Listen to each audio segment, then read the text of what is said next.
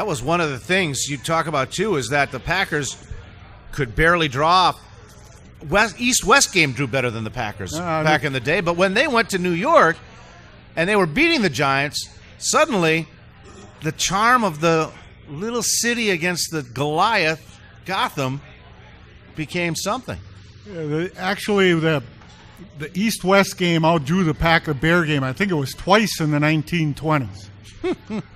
That was the biggest game in town. Yeah. Newspaper coverage, a full page devoted to the preview, the game story. The Packers never got coverage like the East-West game did in those early years.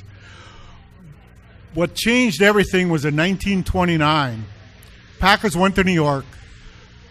That was when the championship was determined by league standings, and they beat the Giants.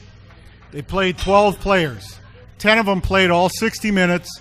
One player left in the last minute, and they put in a sub.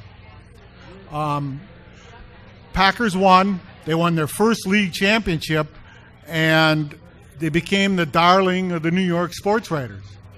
No TV, very little radio. Games weren't broadcast. Just started to be broadcast on radio, at least in Green Bay. And so when most NFL games are attracting 12,000 fans, all of a sudden the Packers and the Giants are drawing 35,000 plus in New York. They're drawing close to 30,000 for the Packer-Bear games in Chicago.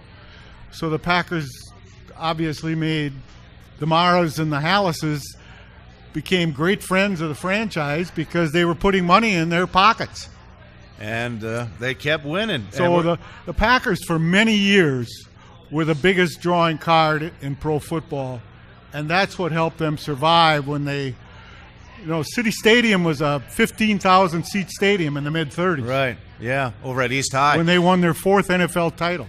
They couldn't even play the title game. And they're still the top draw. Remember Mark Murphy a couple of weeks ago said that Packer-Patriot game was the most coveted game in the NFL schedule by every broadcast network this year. And it got to NBC on a Sunday night. There's still that draw.